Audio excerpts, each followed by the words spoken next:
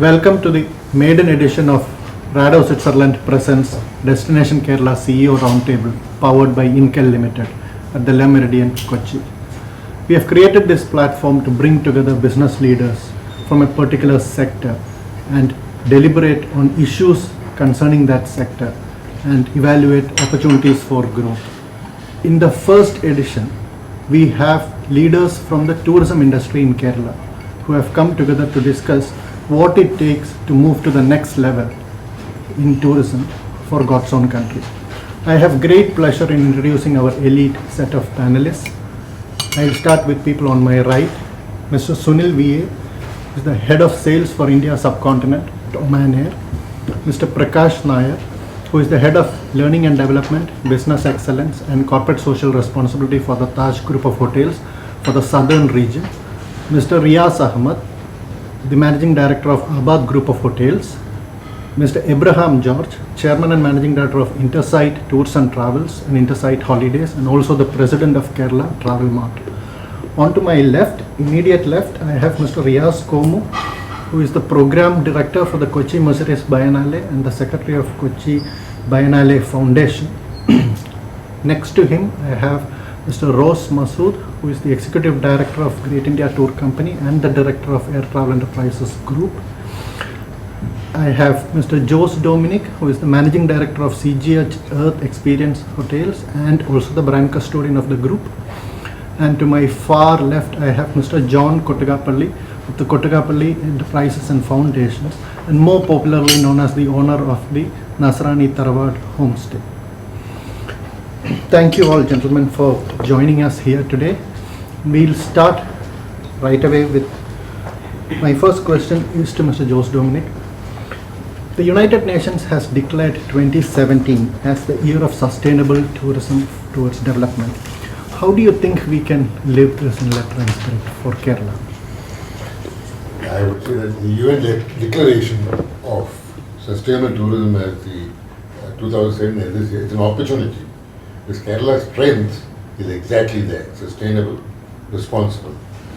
And if you look at how Kerala has grown and developed, in contradistinction with the Golden Triangle or Goa, we are seen as a bracket of modern India, village India, and authentic India. In other words, in Malayalam, it is Kerala's thanima. And that is authenticity and sustainability goes so hand in hand. Huge advantage, the UN declaring it as that. We can say we are leader in the declared subject. Okay, but when we speak about sustainable tourism in Kerala, we were also talking about, we look at the quality traveler and not the charter tourist. But recently there were reports in media that Kerala industry is also looking at bringing charters to tide the lesser number of arrivals this year. How does this go hand in hand? Isn't charter tourism antithesis to sustainable and responsible tourism? I don't think we should look at it that way. Okay.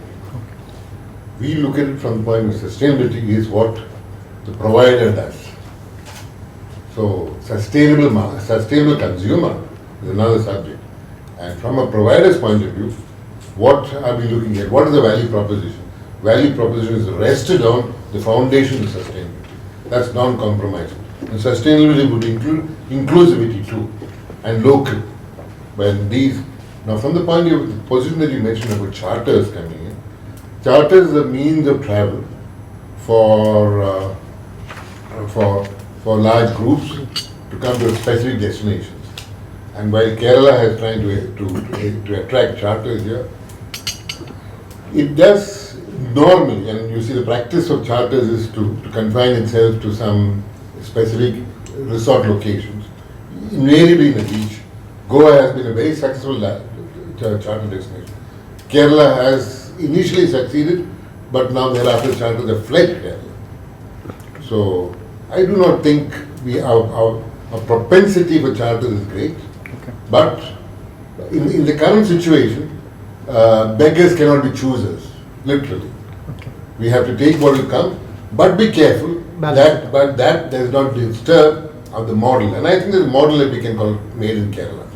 That Kerala model is rested on sustainability And it can, and I would rather say, our customer, be it charter, be it scheduled, be it luxury, whatever it is, our customer, who we are most capable of catering to, I would give him the name, the alert independent traveler.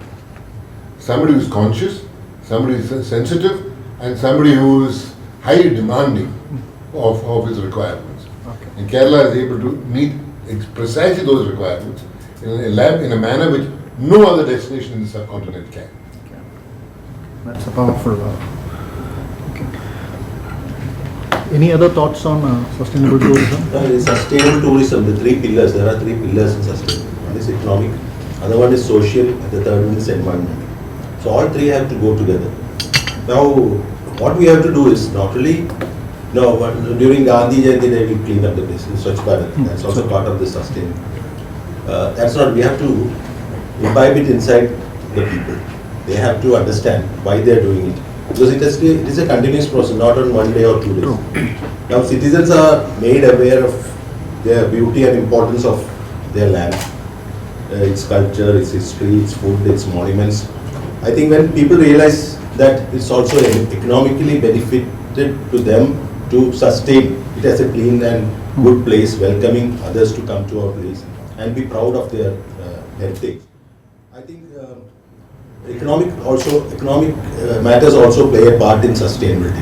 It's not only cleaning and all that. So economic, social, that is social means our culture, and thirdly our environment. So environment becomes clean because people realize without the support of the people, just the tourism players or the government cannot do anything. So it should be a partnership between the government, the industry or players as well as the public.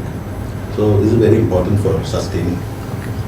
See, the beauty of sustainable tourism is it involves the local community, and which everybody knows, and that is why it is very, very important that we should have responsible tourism initiatives created everywhere.